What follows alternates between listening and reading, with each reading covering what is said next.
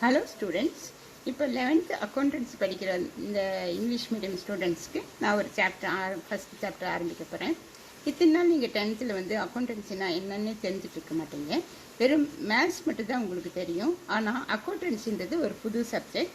அந்த சப்ஜெக்டில் என்ன நடக்கும், எதை பற்றி அது எழுதுறது, எதை பற்றி அதை போடுறது அப்படின்றத நம்ம இந்த சப்ஜெக்டில் தெரிஞ்சுக்கலாம்.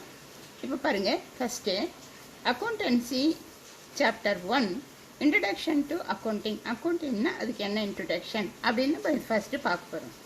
Define accounting. அக்கௌண்டிங்னா என்ன, டெஃபினிஷன் என்னன்னு கேட்டிங்கன்னா, இது அமெரிக்கன் அக்கௌண்டிங் அசோசியேஷன் அதுக்கு ஒரு டெஃபினிஷன் கொடுக்குது.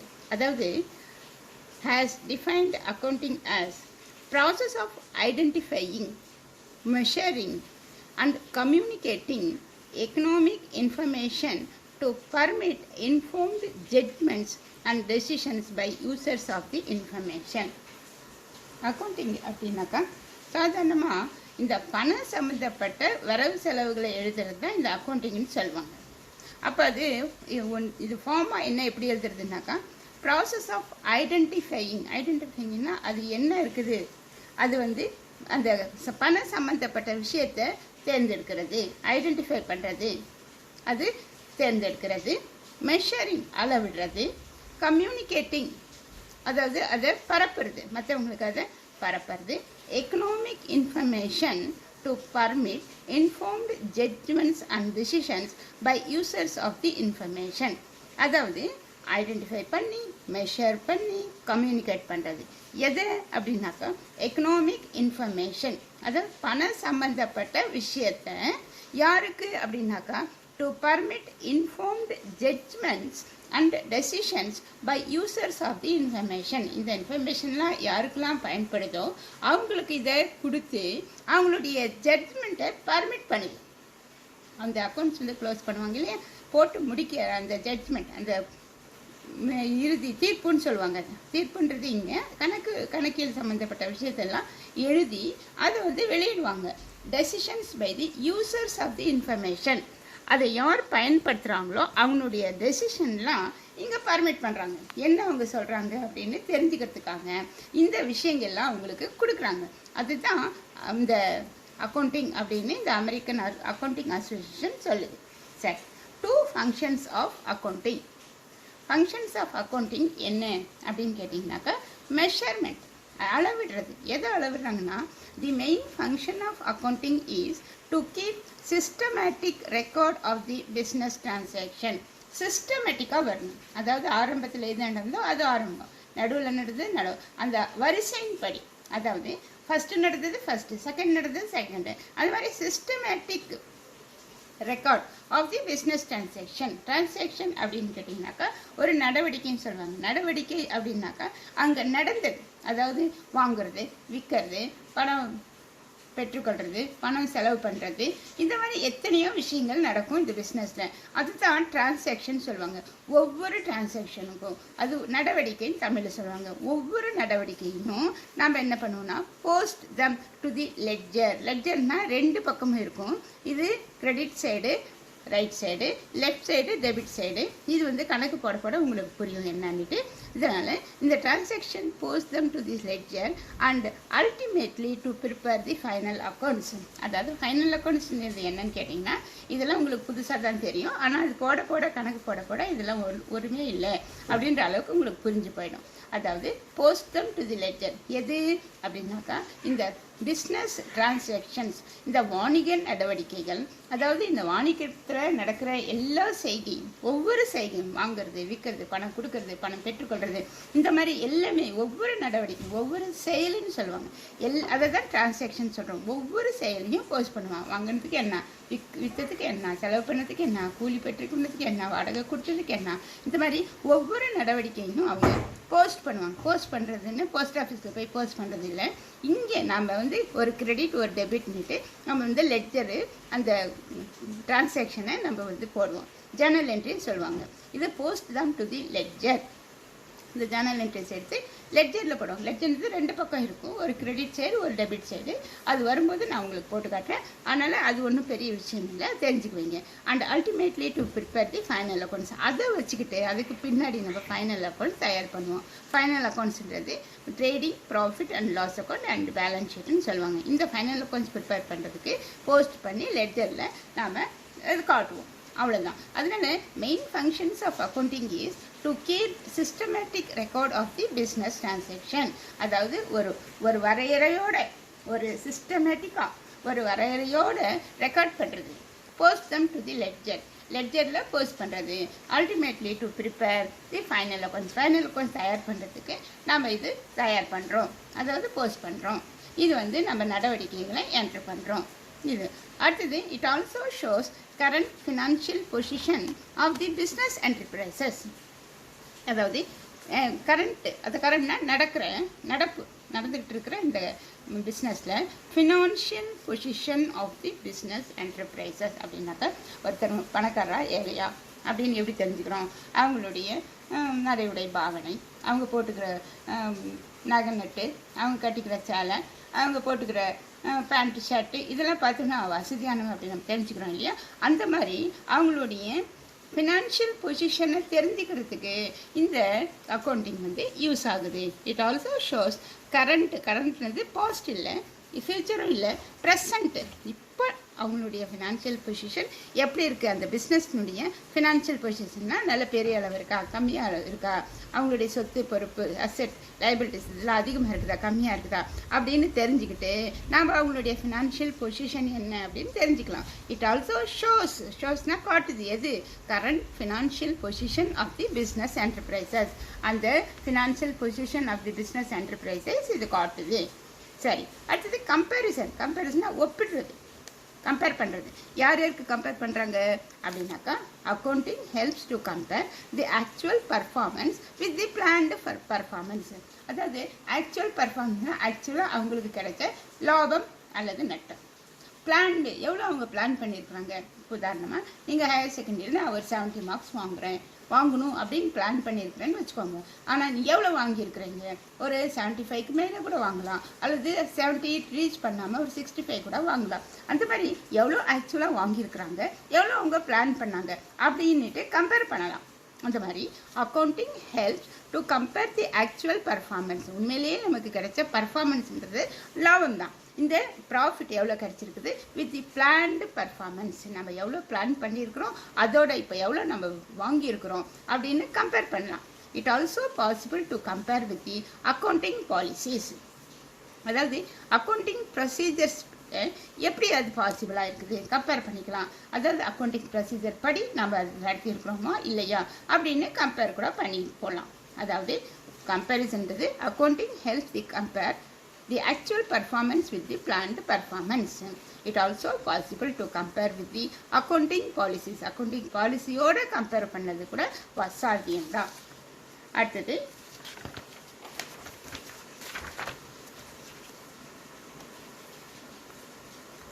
பாருங்க, steps involved in the process of accounting. என்னென்ன ஸ்டெப் இருக்குது, அதாவது இந்த ப்ராசஸ் ஆஃப் அக்கௌண்ட்டில் என்னென்ன ஸ்டெப், ஃபஸ்ட்டு ஸ்டெப் என்ன, செகண்ட் என்ன, தேர்ட் என்ன, ஃபோர்த் என்ன, ஃபிஃப்த் என்ன அப்படின்றது ஒவ்வொரு ஸ்டெப்பாக நம்ம இப்போ பார்க்க போகிறோம்.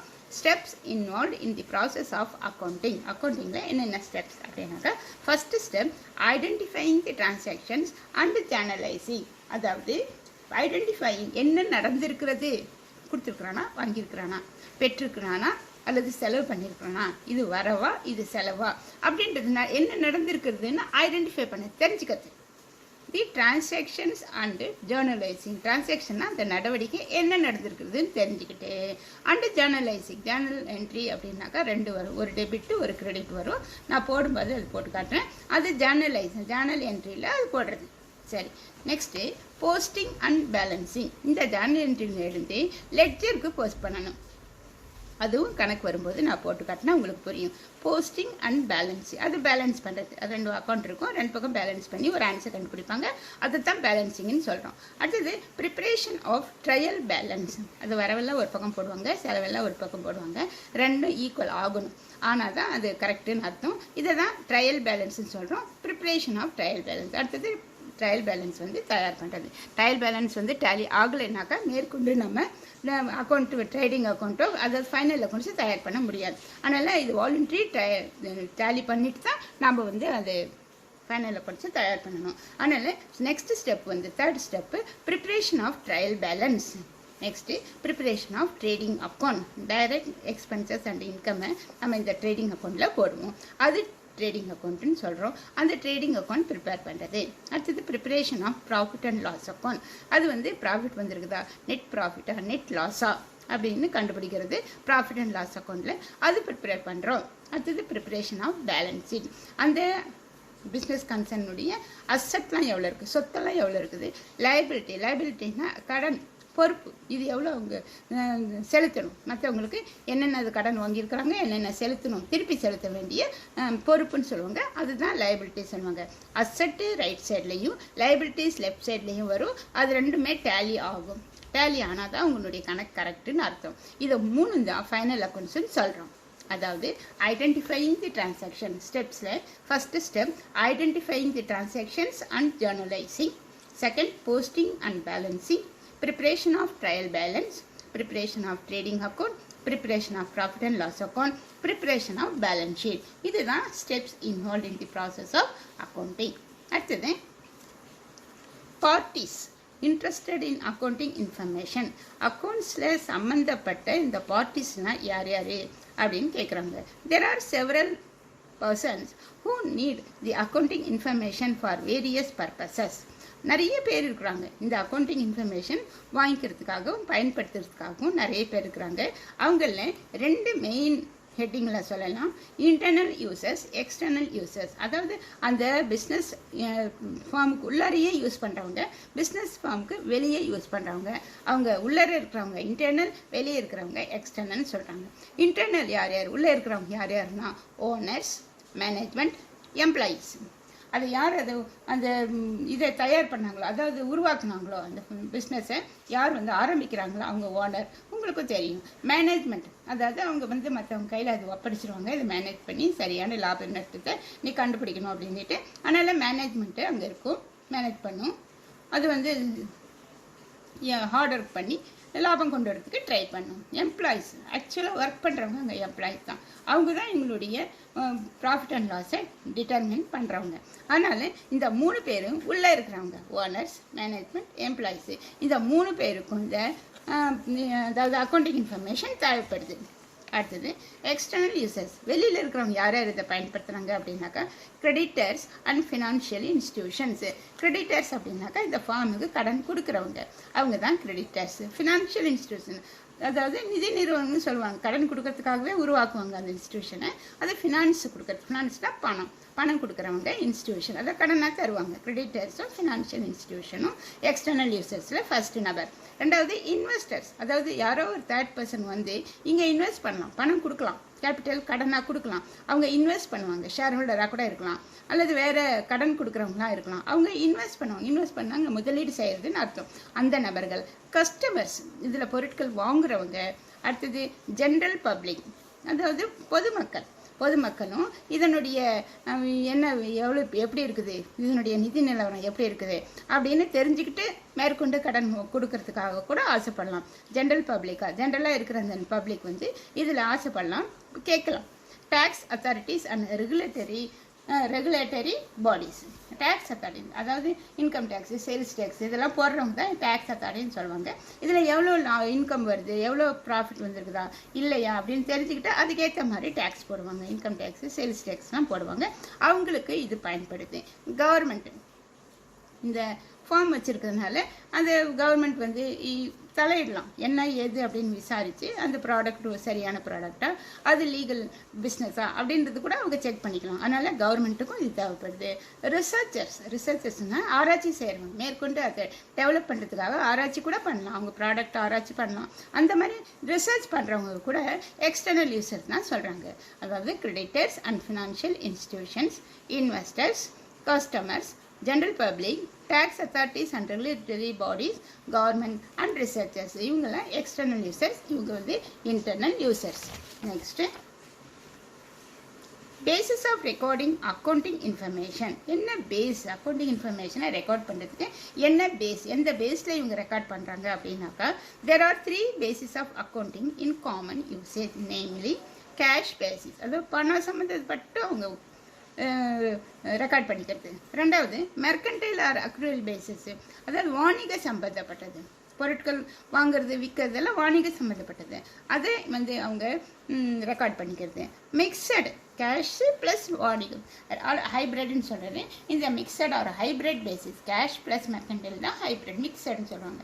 ரெண்டும் சேர்த்து கூட அவங்க ரெக்கார்ட் பண்ணிக்கிறோம். 3 பேசிஸ் வந்து எந்தெந்த பேஸில் அவங்க ரெக்கார்ட் பண்ணுறாங்கன்னா, cash basis, mercantile basis, mixed basis, இந்த 3 டைப்லையும் அவங்க ரெக்கார்ட் பண்ணிக்கலாம் இந்த அக்கௌண்டிங் இன்ஃபர்மேஷனை.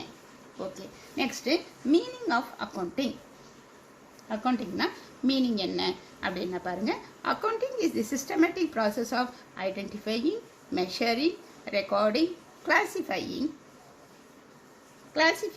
summarizing, interpreting and communicating financial information. அக்கௌண்டிங்னாவே இந்த பணம் சம்பந்தப்பட்ட விஷயத்தை அவங்க செய்கிறது தான்.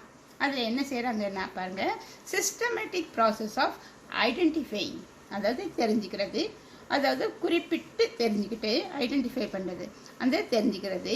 மெஷரிங் அளவெடுக்கிறது, ரெக்கார்டிங் அதில் ரெக்கார்ட் பண்ணிக்கிறது, கிளாசிஃபையிங் தனித்தனியாக பிரிச்சுக்கிறது, சம்மரைசிங் அதை ஒன்று சேர்த்துக்கிறது, இன்டர்பிரட்டிங் விளக்கிறது, அதை பற்றி விளக்கம் கொடுக்கறது, அண்ட் கம்யூனிகேட்டிங் அதை வந்து தெளிவுபடுத்துது, விரிவுபடுத்துது, மற்றவங்களுக்கு கம்யூனிகேட் பண்ணுறது, அது பாஸ் பண்ணுறது. கம்யூனிகேஷன்னாக்கா பாஸ் பண்ணுறது, தெரியப்படுத்துறது.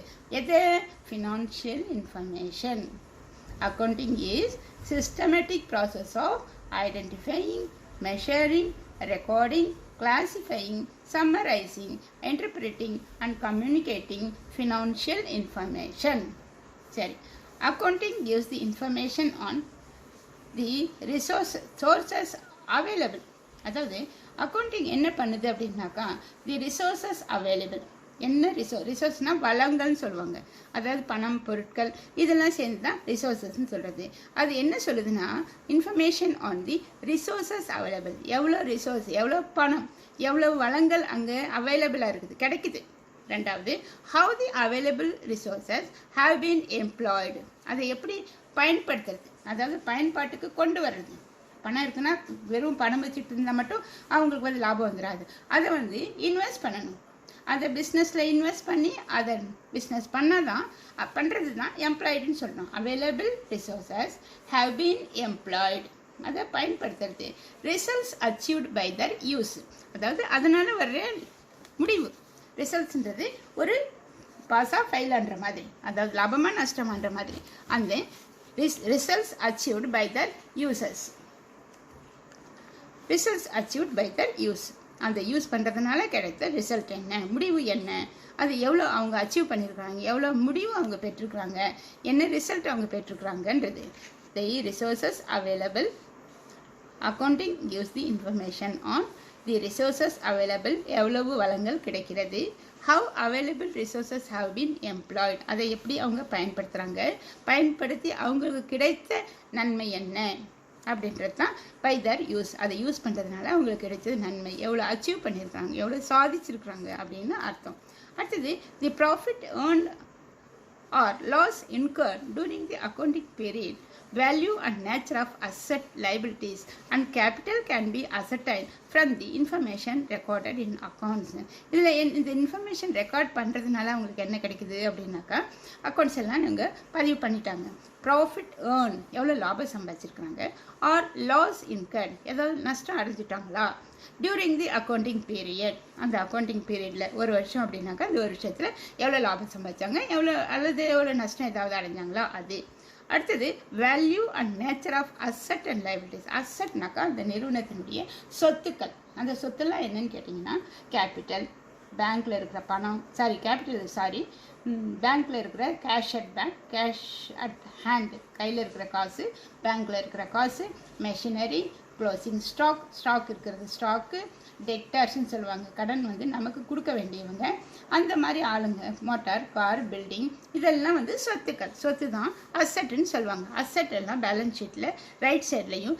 லைபிலிட்டிஸ்னால் நாம யார்கிட்டையாவது கடன் வாங்கியிருப்போம், கேபிட்டல் லைபிலிட்டி. நம்ம ஏதாவது கடன் வாங்கியிருந்தா அது நம்ம திருப்பி கொடுக்கணும் இல்லையா, அதுதான் லைபிள். நமக்கு வந்து லைபிலிட்டிஸ், பொறுப்புன்னு சொல்லுவாங்க தமிழில், அது லைபிலிட்டின்னு சொல்லுவாங்க. அதனால் அந்த மாதிரி நம்ம திருப்பி அடைக்க வேண்டியது ஏதாவது இருந்தால் அதுதான் லைபிலிட்டின்னு சொல்லுவாங்க. இந்த அசட்டு ரைட் சைட்லையும் லைபிலிட்டிஸ் லெஃப்ட் சைட்லையும் போடணும், ரெண்டும் டேலி ஆகணும். அதுதான் பேலன்ஸ் ஷீட்டுன்னு அர்த்தம். டேலி ஆகலைன்னா உன்னுடைய கணக்கு தப்புன்னு அர்த்தம். அடுத்தது, capital can be அசர்டைன் from the information recorded in the accounts. அதாவது கேபிட்டலே கொடுக்கலன்னா கூட நம்ம இந்த கொடுத்துருக்கிற இன்ஃபர்மேஷனை வச்சுக்கிட்டு கேபிட்டல் கேன் பி அசர்டைன். நம்ம கேபிட்டல் வந்து தெரிஞ்சுக்கலாம். அசர்டைன்னாக்கா தெரிஞ்சுக்கிறது. From the information recorded in the accounts. இந்த இன்ஃபர்மேஷன் ரெக்கார்ட் பண்ணியிருக்கோம் இல்லையா, அந்த அக்கௌண்ட்ஸில் ரெக்கார்ட் பண்ண அந்த இன்ஃபர்மேஷனை வச்சுக்கிட்டு கேபிட்டல் நம்ம கண்டுபிடிச்சிடலாம். அதாவது accounting gives the information on the resources available, how the available resources have been employed, the results achieved by their use. அடுத்தது, profit earned or loss incurred during the accounting period, value and nature of assets, liabilities and capital can be ascertained from the information recorded in the accounts. Next, அடுத்த topic அடுத்த வீடியோவில் போகிறேன். நன்றி, வணக்கம்.